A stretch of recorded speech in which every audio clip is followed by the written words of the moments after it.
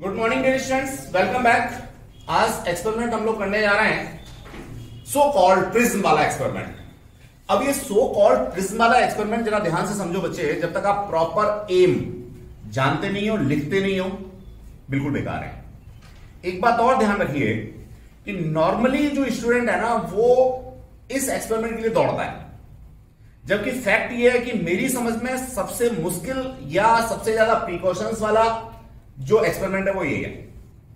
तो बड़ा केयरफुली आप लोगों ने काम करना है। दूसरी चीज, ऑप्टिक्स में एक वाइड एंगल से वाइवा के क्वेश्चंस बनते हैं, तो हम लोगों को अगर ये एक्सपेरिमेंट मिलता है या हम जानबूझ के लेते हैं, दोनों ही बातें हो सकती हैं।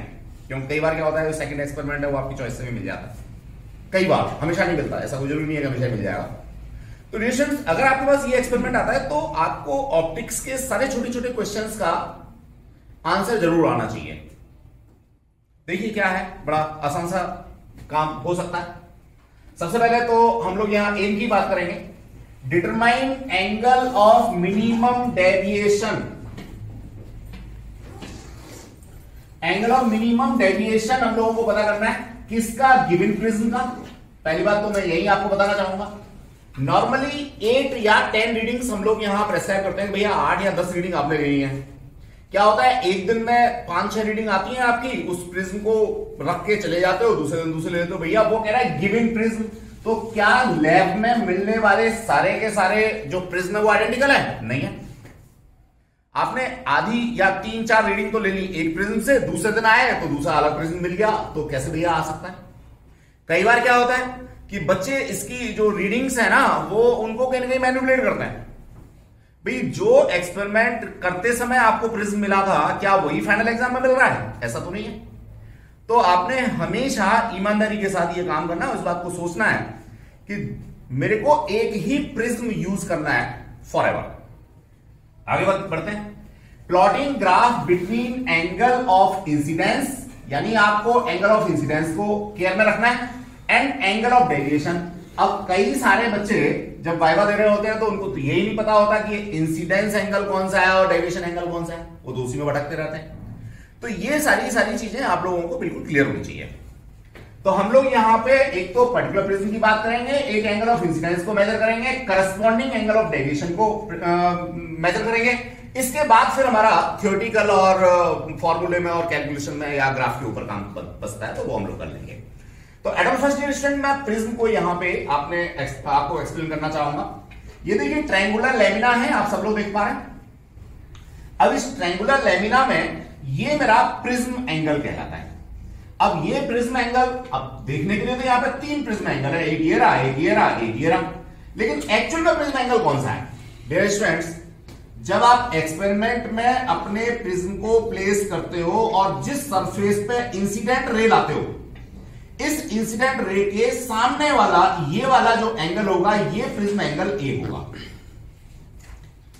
अब ऐसा कोई जरूरी तो नहीं कि तीनों एंगल सेम हो, तो आप तो इसकी ओरिएंटेशन को भी कंसीडरेशन में नहीं रखते। कई बार कभी इस फेस पे इंसिडेंट हो जाता है, कभी इस फेस पे हो जाता है, कभी इस पे हो जाता है। प्रिज्म है, उठा के यहां से यार घूम गया, अब घूम गया तो ऑब्वियसली आपका तो प्रिज्म एंगल ही चेंज हो गया। अब जब बार-बार रीडिंग्स में प्रिज्म एंगल चेंज होगा तो भैया रीडिंग कैसे सही आ जाएगी बताओ? आप लोग लैब में काम कर रहे हो, कोई एनपीएल तो है नहीं कि यहां पे आइडेंटिकल आप लोगों को इक्विलेटरल प्रिज्म मिलने वाला है। हो सकता है आधा डिग्री का, 1 डिग्री का प्रिज्म एंगल्स में फर्क हो तीनों में। तो डियर स्टूडेंट्स, आपने सबसे पहले अपने प्रिज्म के ऊपर एक मार्क प्लेस करना है, किसी भी मार्कर से या पेन से, व्हाटएवर सो, जिससे प्रिज्म खराब भी ना हो। जिससे क्या होगा कि हमेशा आप जितने बार भी इस प्रिज्म को प्लेस करोगे, हमेशा एक ही ओरिएंटेशन में ये प्लेस होता रहेगा, अगर आपने इसके ऊपर ये मार्क पहले से लगा रखा है तो प्रिज्म एंगल कौन सा होता है? ये बात क्लियर हो गई होगी। अब इसके बाद में ये रिफ्रैक्टिंग एज की बात हम लोगों ने की, रिफ्रैक्टिंग फेज की किसकी बात की, एंगल की बात की, व्हाटएवर। अब हम लोग प्रिंसिपल सेक्शन की बात करें। अब ये प्रिंसिपल सेक्शन क्या है? रेस्टोरेंट जब लैब में चलेंगे और हमारे हाथ में ऑब्जेक्ट होगा, हम प्रिज्म अपने पास रखेंगे तो आपको इसको और अच्छे से एक्सप्लेन कर पाएंगे। तो बेसिकली जो रिफ्रैक्टिंग सरफेस है उनको अगर छोड़ दिया जाए तो प्रिज्म का बेस या टॉप जो होता है उसे हम लोग प्रिंसिपल सेक्शन के नाम से जानते हैं। अब किसी प्रिज्म के अंदर हम लोग जब लाइट इंसिडेंट कराते हैं तो किस तरह से उसमें डेविएशन होता है, किस तरह से वेव फॉर्मेशन की बात होती है, किस रे को क्या नाम देते हैं, ये बात जरा समझने की कोशिश करें हम लोग यहां। इस सरफेस पे मैं इंसिडेंट रे गिरा रहा हूं, ठीक है। इंसिडेंट रे के बारे में ही सबसे पहले बात करें तो मेरा कॉन्सेप्ट यहां होता है मोनोक्रोमेटिक का, मोनोक्रोमेटिक। अब आप नॉर्मल कंडीशंस में लैब में मोनोक्रोमेटिक तो कभी गिराते ही नहीं हो। आप क्या करते हो, आप तो यहां पे एक ऑल पिन खड़ी करते हो या 2 ऑल पिन खड़ी करते हो। अब ऑल पिन से रिफ्लेक्ट होकर के जो लाइट बाहर निकलेगी आफ्टर रिफ्लेक्शन, क्या वो मोनोक्रोमेटिक होगी? No and never. वो होगी आपकी व्हाइट लाइट, और व्हाइट भी कौन सी? जनरली सन स्पेक्ट्रम। अब सन स्पेक्ट्रम में ऑल पॉसिबल वेवलेंथ होती हैं, सब जानते ही हैं, ठीक है। तो हम लोग क्या करें, कौन सी वेवलेंथ यहां पे चूज करें? जब भी हम सन स्पेक्ट्रम की बात करते हैं, व्हाइट लाइट की बात करते हैं, ट्यूबलाइट वाली लाइट व्हाइट नहीं है, ये बात ध्यान रखिएगा। White light sense for sunlight. तो सनलाइट में आपको मीन वेवलेंथ यूज करना होता है, और ये मीन वेवलेंथ होता है 6000 एंगस्ट्रॉम। आपको पता होगा सन स्पेक्ट्रम आपका 3900 एंगस्ट्रॉम से शुरू होता है, 7800 एंगस्ट्रॉम तक खत्म हो जाता है। अब इसका जो मीन आता है वो आता है कहां? 6000 पे। तो हम लोग यहाँ पे 6000 को एज आइडियल लेकर के चलते हैं। तो मोनोक्रोमेटिक लाइट हम यूज नहीं कर रहे होते, यहाँ पे क्या यूज कर रहे होते हैं?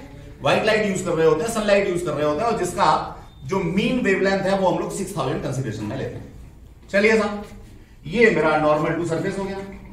अब ये वाला एंगल इंसिडेंट रे और नॉर्मल टू सरफेस के बीच में बनने वाला जो एंगल है वो क्या हो गया जी? वो हो गया मेरा इंसिडेंट एंगल। फर्स्ट सरफेस से क्यू पॉइंट से यहां से रिफ्रैक्शन हुआ, तो चूंकि ये रेयर से डेंसर में जा रही है। अब ये रेयर मीडियम कौन सा है? बेसिकली रेयर मीडियम वो मीडियम है जिसके अंदर वेलोसिटी ऑफ लाइट कंपैरेटिवली ज्यादा है। और डेंसर मीडियम कौन सा है? डेंसर मीडियम वो है जिसमें वेलोसिटी ऑफ लाइट कंपैरेटिवली कम है। अब कि साहब वो गाढ़ा दूध और पतला दूध और पतंजलि का दूध वो उसकी डेंसिटी ज्यादा थी, नहीं भैया, वो डेंसिटी यहां पे काम नहीं करती। मास डेंसिटी की बात हम लोग नहीं आप करते, यहां पे हम लोग बात कर रहे होते हैं ऑप्टिकल डेंसिटी की। और ऑप्टिकल डेंसिटी डिपेंड करती है velocity of light through the medium.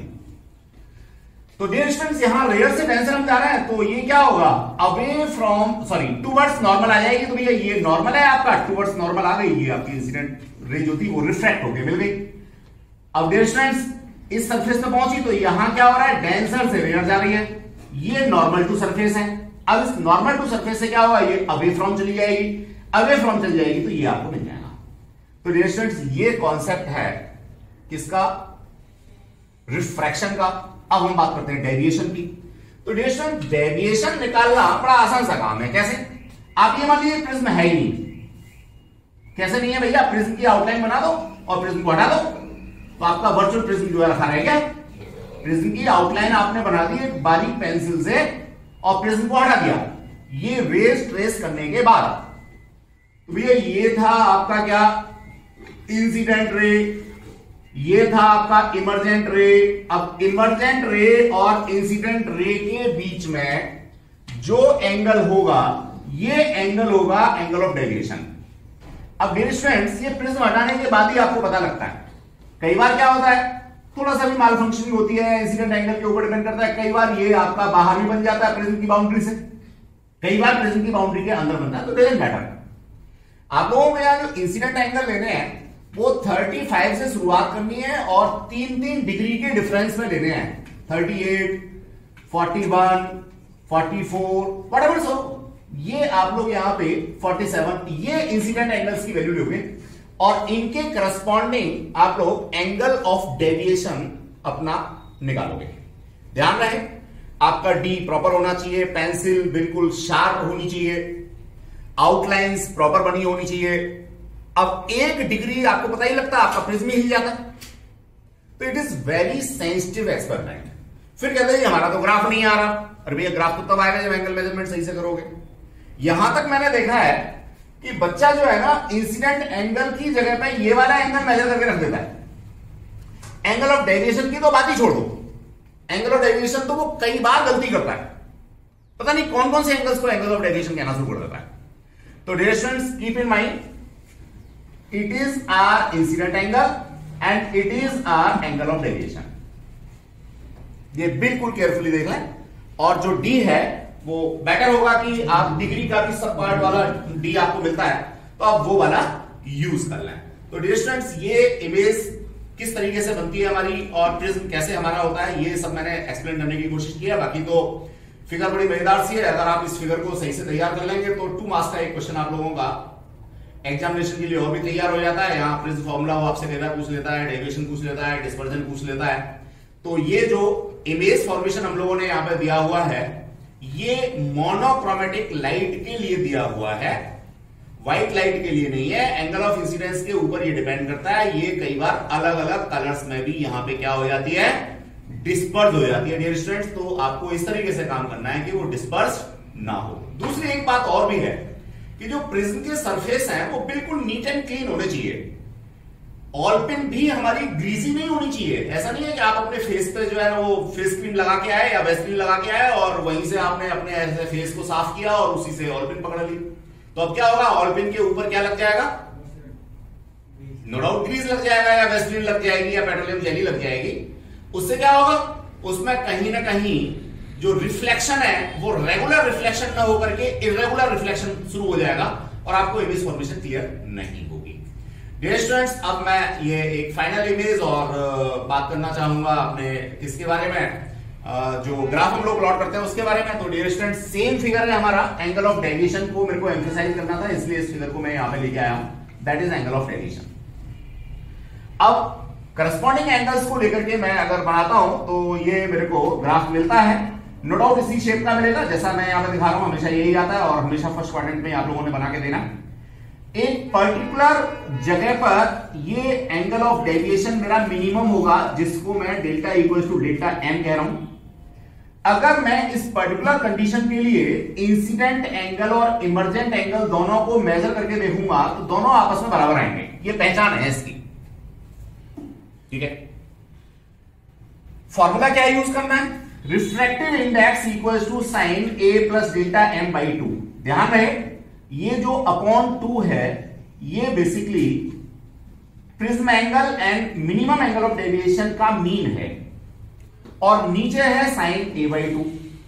तो नॉर्मली आप लोग क्या करते हैं, एक ही जगह पे 60 डाल देते हैं, ठीक है, ज्यादातर केसेस में मिलता भी है। लेकिन मैं तो ये कहूंगा कि आप इस प्रिज्म एंगल को भी प्रॉपर मेजर करें with the help of your D. अगर ये 59 डिग्री आता है, 58 डिग्री आता है तो आपको निश्चित रूप से एक ही जगह पर जो एक्चुअल वैल्यू है वो डालनी चाहिए, ना कि 60। कहने के लिए प्रिज्म इक्विलैटरल होता है।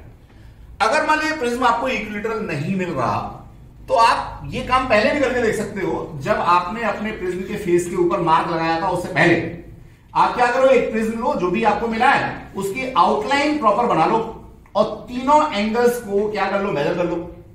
अब जो 60 के बिल्कुल नजदीक वाला हो उसको प्रिज्म एंगल हमेशा ट्रीट करो और उसी के अकॉर्डिंग अपना मार्क उसके ऊपर बना लो। तो ये छोटी छोटी बातें हैं। 100% आप लोगों का रिफ्रैक्टिव इंडेक्स सही निकल के आएगा, बिल्कुल बढ़िया होगा, कहीं कोई दिक्कत नहीं है। लेकिन आप इन चीजों को पता नहीं क्यों ध्यान नहीं देते हो। अब या तो आपको पता नहीं होती या आप ध्यान नहीं देते हो, तो कहीं ना कहीं गड़बड़ होती है।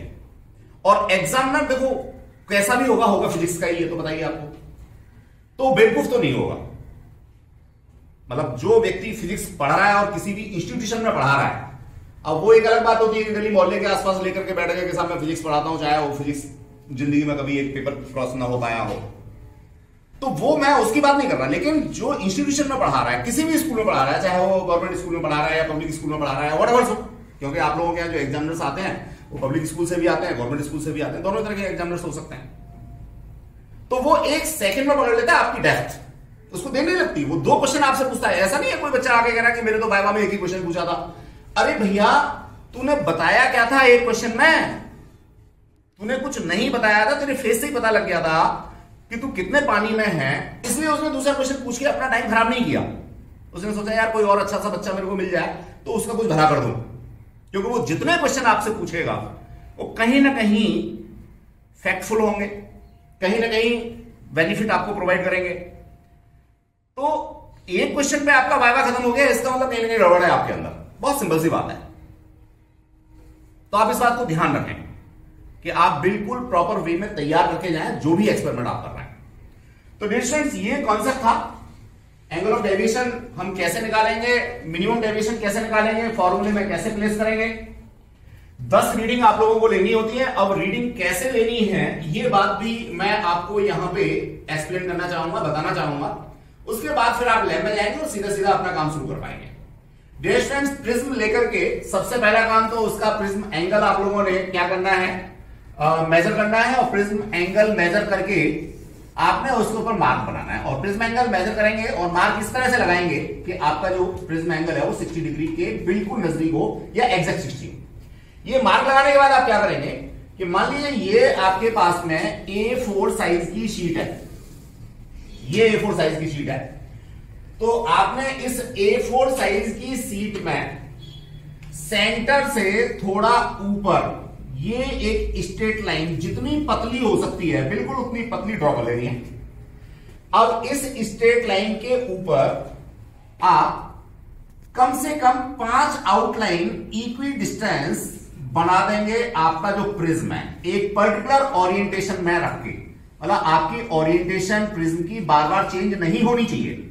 यह बात विशेष रूप से आपने ध्यान रखनी है। चलिए 4 बनी, कोई दिक्कत नहीं, आप 5 बना लेंगे। अब इन 5 पे आप बिल्कुल यहां सेंटर पे नॉर्मल टू सरफेस बनाएंगे।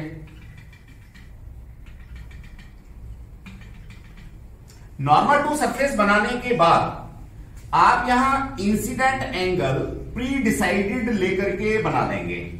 ये कैसे होगा अभी बताया था मैंने, भैया 35 से शुरुआत करो, 2-2 डिग्री के डिफरेंस में ले लो या मैक्सिमम 3-3 डिग्री के डिफरेंस में ले लो।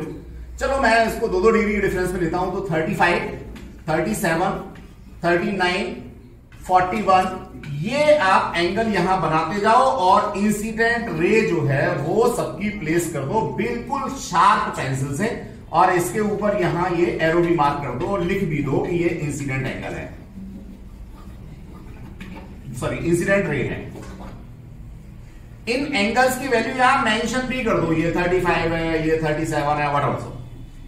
डिस्टेंस अब आपको ऑल पेन लेनी है, 2 लेनी है, स्टील ऑल पेन लेनी है, बिल्कुल पतले वाली ऑल पेन लेनी है, बिल्कुल सीधी ऑल पेन लेनी है। उनके ऊपर ग्रीस व्रीज या कोई चीज ना लगी हो, टिश्यू पेपर लेकर के उससे साफ करके उनको रखना है। अब आपने 2 ऑल पेन कुछ इस तरह से प्लेस करनी है डियर स्टूडेंट्स। एक ऑल पेन बिल्कुल यहां नजदीक इरेक्ट पोजीशन में खड़ा करेंगे। अब पेपर पे जितना मैक्सिमम आप इस पहली ऑल पेन से दूर प्लेस कर सकते हो दूसरी ऑल पेन जितना मैक्सिमम कर सकते हो। पेपर से बाहर नहीं जाना आपको, पेपर पे ही करना है, लेकिन जितना मैक्सिमम कर सकते हो। और इसको आपने ऐसे एनसर्कल भी कर देना है जिससे कि आपको ये याद रहे कि भैया मैंने यहां पे अपनी ऑल पेन खड़ी की है। जब ये मैक्सिमम डिस्प्लेसमेंट में 2 ऑल पेन आप फ्री कर लोगे तो डियर स्टूडेंट्स ये वाला जो सरफेस है इस सरफेस से आप इन ऑल पेन्स को यहां से देखना शुरू करोगे।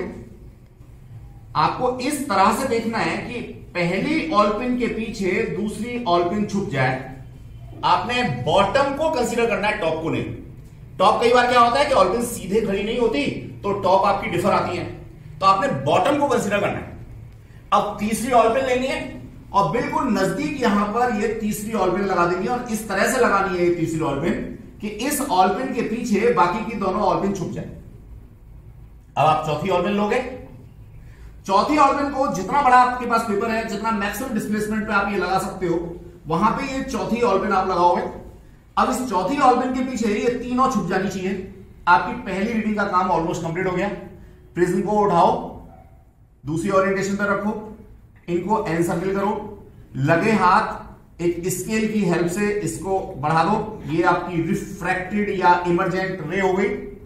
ये इंसिडेंट रे को डॉटेड लाइन से आगे बढ़ा दो। इंसिडेंट रे और इमर्जेंट रे के बीच में ये एंगल आपका एंगल ऑफ डेविएशन आ गया। इसको साथ ही साथ डी की हेल्प से मेजर करो और यहां जो वैल्यू आई है उस वैल्यू को लिख दो। सपोज 38 डिग्री आई है, लिख दो। पहली रीडिंग आपकी कंप्लीट हो गई। सॉरी, अब ये ऑल पेन यहां से हटाओ, बिल्कुल सेम पोजीशन में यहां पे लगाओ। दूसरी रीडिंग के लिए फिर यहां जाओ, तीसरी रीडिंग व्हाटएवर सो। आपने यहां पे 8 रीडिंग इस तरह से कंटिन्यूएशन में ले रही है। 9वीं और 10वीं जो रीडिंग है वो आउटलाइन बना के छोड़ दो, रीडिंग अभी नहीं लेनी। 8 रीडिंग के बेसिस पे आप अपना बनाओगे ग्राफ। मान लीजिए ये ग्राफ के लिए 4 पॉइंट आपके ये आ गए और 4 आ गए दूसरी तरफ। अब देखिए यहां से जब आपके पॉइंट्स आ जाएंगे तो इस ग्राफ को स्मूथली फ्री हैंड से आप इस तरह से पूरा करोगे। आप क्या देखोगे, ये जो 2 रीडिंग हैं इनके बीच में यहां इस ग्राफ के ऊपर कोई एक पर्टिकुलर पॉइंट आ रहा होगा। इस पॉइंट पे जो भी मेरा इंसिडेंट एंगल की वैल्यू है उस एंगल को लेकर के मैं अपनी 9वीं और 10वीं रीडिंग को पूरा करूंगा।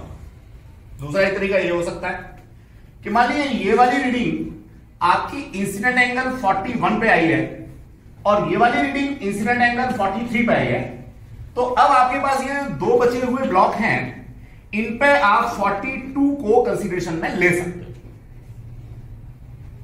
ठीक है, 3 का डिफरेंस अगर लेते हो तब तो 2 बच जाएंगे, आपको 42 मिल जाएगा और 43 मिल जाएगा। और अगर 2 के कंसीडरेशन पे ले रहे हो तो एक ही पॉइंट मिलेगा, तो डजंट मैटर, कोई बात नहीं, 9 पे भी काम खत्म हो जाएगा।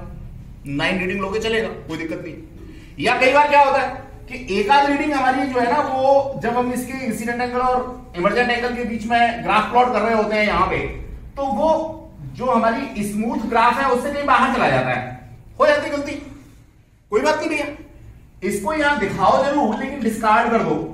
और इस रीडिंग को जो हमारी 10th वाला एक और बचा है या 9th वाला एक और जो एडिशनल आपके पास में प्लॉट पड़ा हुआ है उसके ऊपर दोबारा से ले लो, क्या फर्क पड़ता है। लेकिन पेंसिल से बार बार उसको रगड़ के साफ करना, काटना, पेपर को मोड़ना, ये सब नहीं करना है। आपने नीट एंड क्लीन वर्क करना है। गलती हो गई कोई दिक्कत नहीं है, एक लाइन से काटो, दूसरी रीडिंग ले लो, किसने मना किया भैया। 2 पेपर में कवर नहीं हो रहा, 3 पेपर में कवर कर लो। तो that is the concept regarding to. I hope so आपको ये क्लियर हो गया होगा। इसी ग्राफ को और भी हमने थोड़ा सा एक बार और नीचे बना के दिखाया हुआ है, दैट इज हियर, थोड़ा और बड़ा सा कर दिया है यहां पे। तो मैं समझता हूं कि आप ये काम करोगे, बाकी का काम अभी एपरेटस के साथ हम लोग एक्ट करते हैं। डियर स्टूडेंट्स, अब हम लोग हैंड्स ऑन करने जा रहे हैं refractive index of prism with the help of minimum deviation. तो एक्सप्लेनेशन हम लोग ऑलरेडी कर चुके हैं। ये शीट हम लोगों ने अभी यहाँ पे तैयार की है। इस शीट पे जैसा मैंने आपको बताया था, सेंटर हाफ से थोड़ा ऊपर ये हम लोगों ने एक स्ट्रेट लाइन पहले ड्रॉ की, इसके ऊपर डिफरेंट पोजीशंस को ये हम लोगों ने यहाँ पे लिया हुआ है। और मैं समझता हूँ यहाँ इंसिडेंट रेज भी हम लोग साथ साथ बना लेते हैं।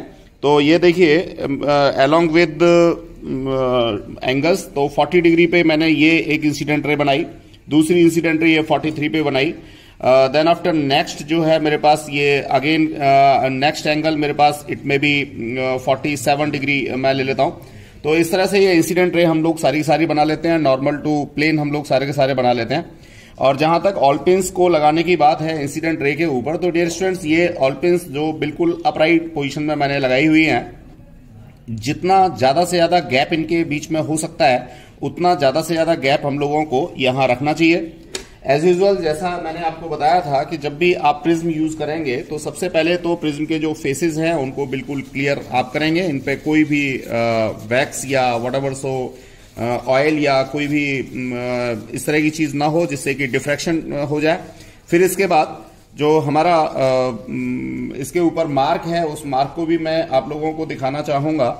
ये बच्चे ये तो नहीं काम कर रहा, कोई दूसरा दीजिए।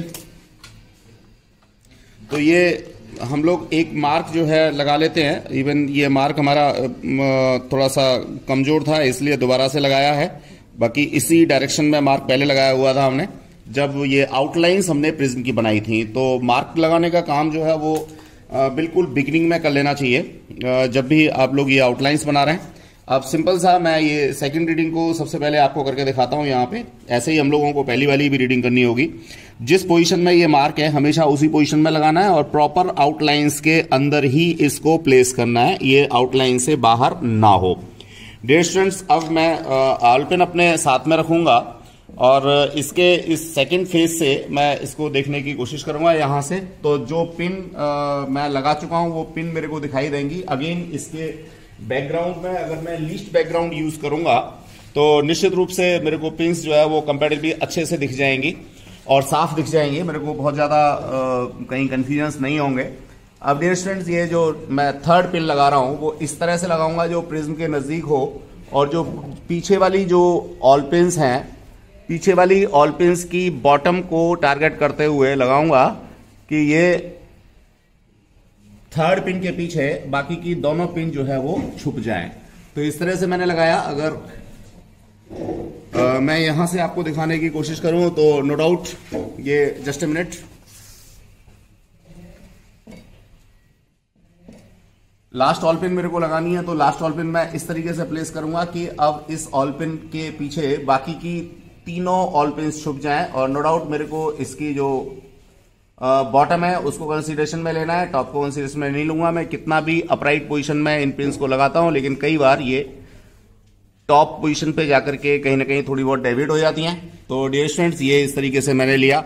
अब मैं आपको इस रीडिंग को दिखाने की कोशिश करूं तो यहां से देख सकता हूं डियर स्टूडेंट्स, ये पिन देखता हूं तो अब देखिए ये जो सबसे पहली वाली पिन है इसके बैक साइड में सारी की सारी पिन जो हैं वो ऑलमोस्ट छुप गई हैं। तो ये मेरे पास रीडिंग आ गई। अब मुझे नेक्स्ट जो वर्क करना है, नेक्स्ट में सिंपल सा, सबसे पहले तो जहां भी मेरी पिन है उन पोजीशंस को मेरे को मार्क करना है। ये मैंने पिन की पोजीशन को मार्क कर दिया।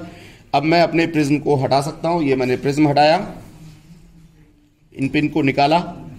ध्यान रहे, पिन को जब मैं पेपर में इंसर्ट करता हूं, यानी जब ये होल पेपर के ऊपर आता है या मार्क आता है, तो उससे पहले मेरे को एंश्योर हो जाना चाहिए कि मैं सही लगा रहा हूं या नहीं। डियर स्टूडेंट्स, अब मैं क्या करूंगा, इन दोनों को एक शार्प पेंसिल की हेल्प से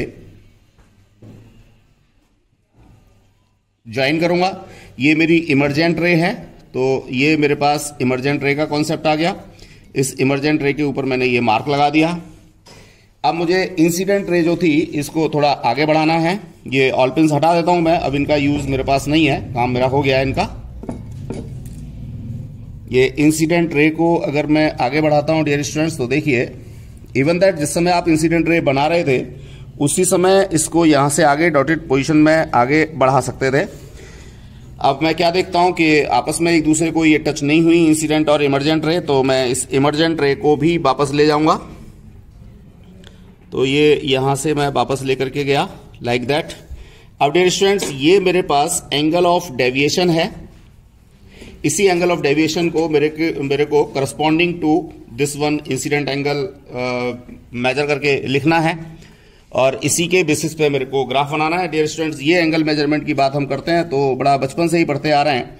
जो भी इंटरसेक्शन पॉइंट है उस इंटरसेक्शन पॉइंट के ऊपर मैं अपना ये डी प्लेस करूंगा, और एग्जैक्टली मैं यहां देखता हूं तो मेरे को ये 0, 10, 20, 30, 40 डिग्री मिल रहा है। तो simply I would like here to write 40 degree.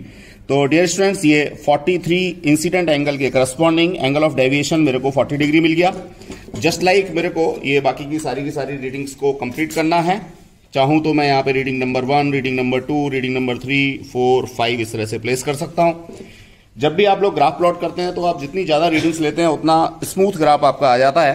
तो मैं ये चाहूंगा कि आप एटलीस्ट 10 रीडिंग्स इसमें लाएं, बाकी आप इसको आगे कंप्लीट कर लेंगे। Thanks a lot.